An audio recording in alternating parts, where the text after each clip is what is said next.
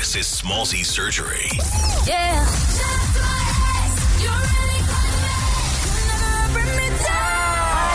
Hi, it's Jade.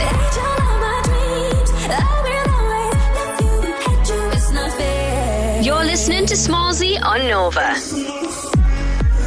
Jade's on the show, everyone. Clap her in. Hey. Well, I mean, I love the effort you've gone to for the Zoom, by the way. You've done your own set in the background there. It wasn't intentional, to be fair. My boyfriend got me these balloons for release day, and this is also his lovely artwork behind me, but it's a good backdrop. It's a great backdrop. Congratulations. Solo career has started. How are you feeling? Yeah. I feel really good. I feel very positive, a little bit overwhelmed. The response has been, even better than I imagined, so I'm really happy. Because I saw Perry the other week and I was talking to her about how she was feeling about going solo, and I said to her, you've got nowhere to hide as a solo artist. When you're in a group, maybe if you're having an off day, someone else in the group can. Yeah. Now when it's you and it's only you, it's you all the time. Yeah.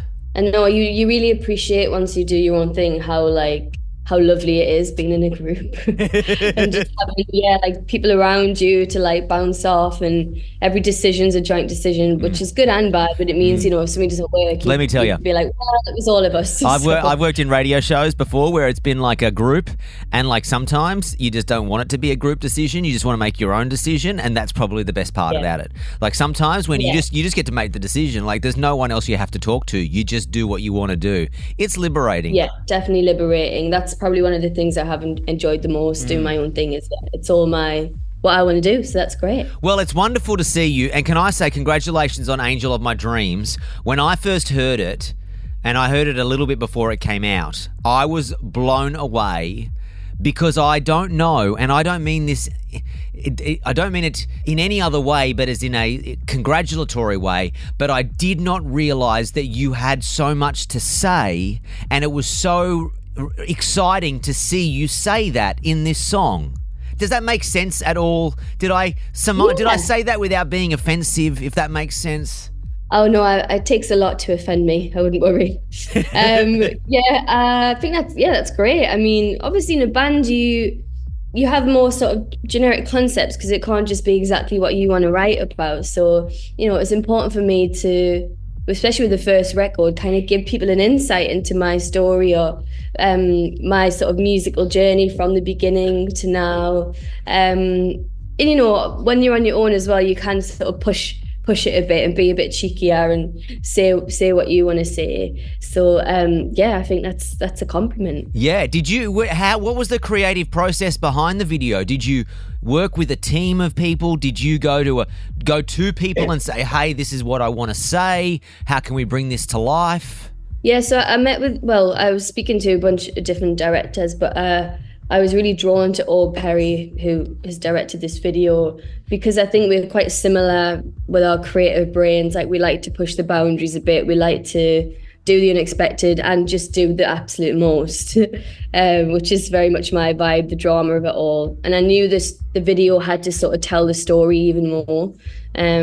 So he was really on board with that, and he was absolutely brilliant. It was very much like a collaborative effort, and I couldn't have asked for a better video, honestly. And I'm also overwhelmed at the response to that, seeing people pick it apart and dissect all the meanings in the video. I love that stuff. So did you job done. They call them Easter eggs, right? They call them Easter eggs when something's in a video and then fans go and find it. And I've always wanted to know, for any of the Easter eggs that may or may not be in the video clip, do you consciously put them in there, or do they sometimes accidentally reveal themselves when you're trying to make a statement, and then the fans connect dots that maybe weren't originally put there, but actually you go, oh wow, no, I can see how that looks like that. It was unintended consequence, but I'm glad that was conveyed.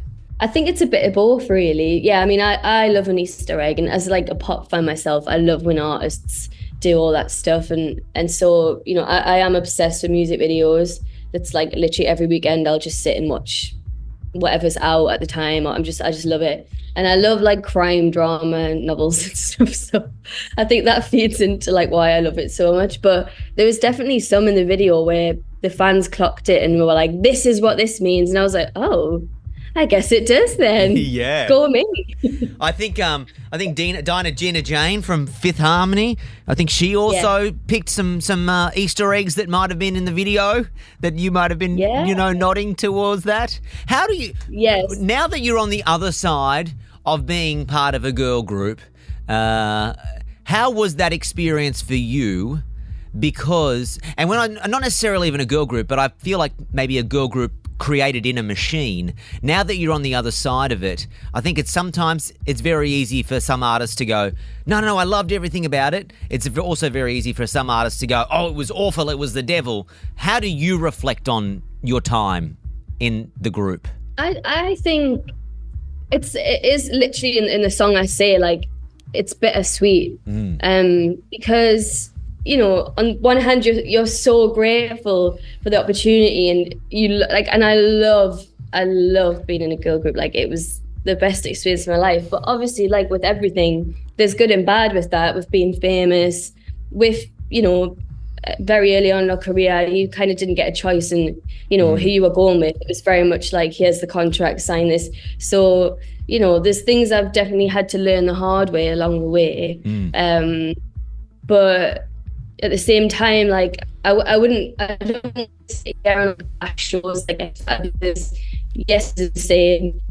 Maybe it can happen, but also I would never ever have been able to make it in the industry if it wasn't for a show like that. Like I lived up north, very working class. I could never have afforded to like live in London and try and make it. So I'll always be grateful in that sense. Yeah, absolutely. But I think there's no harm in telling your story and telling your truth. No, absolutely not. Absolutely. Yeah. And you do it in such a artistic, classy way that is so authentic to you that I think everybody rallies around it, and the streams are out of control. Like the success the song has had is absolutely wild. You must be pinching yourself. Yeah, I think, going into this, and I said this to all my family and friends, I was like, whatever happens, I'm really proud of this song. If people can just respect what I've written and, be like, do you know what? I don't get it, but fair play to her. That to me was the win. So then to have had like this amount of streams, this response, so many artists reaching out to me saying how much they love the song, it's just been, it's more than I could have asked for. I'm so happy. Obviously the sound of this first song was so different than what people may have expected. It takes a confidence to back yourself in. Did you have any moments of doubt? Any moments of where you're like, oh, maybe should I just do something a little bit?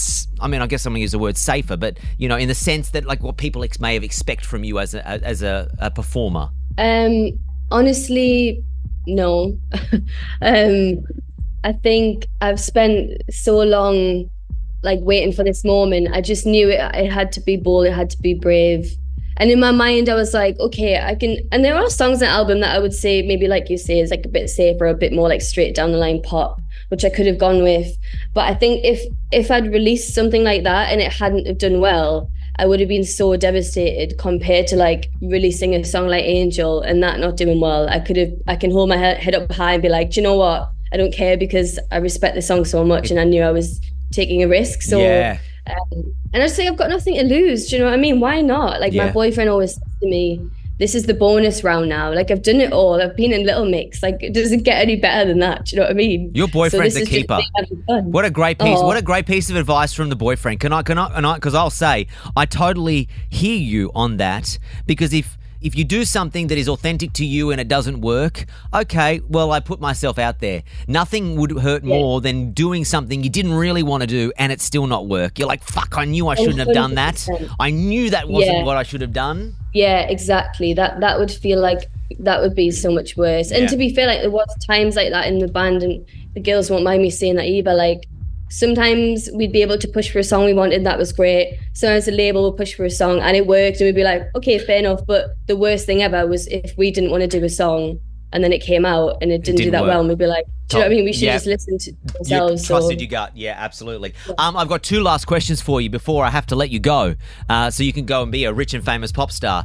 I don't know. What do you do? What do you do when you're not working? What does the pop star life look like? What are you doing today after this interview? Honestly, I am sort of in my soft girl era now. I think I've done all the like partying and stuff. So when release day happened, I literally just sat home like, what is going on? Like I just couldn't comprehend it. But you know, I finally got my own house, and my mum's visiting actually. Good old Norma. Bless.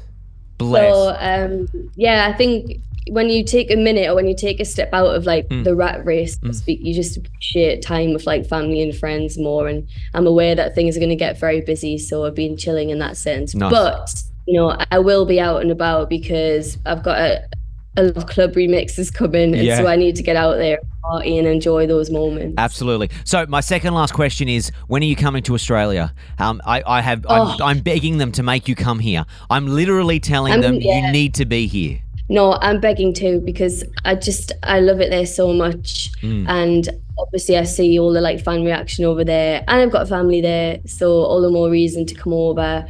But yeah, if they can get me a ticket, I'll be on that plane. And I'll be there with bells on. Well, we'll have you. We can't wait to have you here. My last question, how uncomfortable was it when that Harry guy came up and sang to you on TikTok? Because they make me cringe. Those videos, I feel uncomfortable watching them. I know. How uncomfortable is it to be on the receiving end of that? Honestly, like people said this on the thing, like, oh, was this planned? Like, I genuinely did not know that he was going to be there when I came out the building. How bad is his voice in real life too? Because it's so pitchy on TikTok. Is it even worse, or are you just so bamboozled you're not really paying attention? You're just like, there's this weird guy singing at me. Yeah, I think you're just so bamboozled because like you're shocked, and then there's a camera there, so you're like, okay, I need to react in a respectful way. Well, but I think it's the sheer audacity of him doing it and having the balls to do it is like, you got to respect that. Mad props. And also too, credit to your reaction, because some people have just walked away. And you didn't. I know. Sometimes. No, and I know who he is. So I was like, oh my God, this is happening to me. This is quite iconic. Absolutely. Hey, congratulations. New song. We love it. I'm obsessed with it. Thank you. I can't wait for everyone else to hear the next stuff, because I reckon you're going to like break the internet. So good on you, sis. Thank you so much. Cheers. Smallzy Surgery is a Nova podcast. For more great shows like this, head to novapodcast.com.au.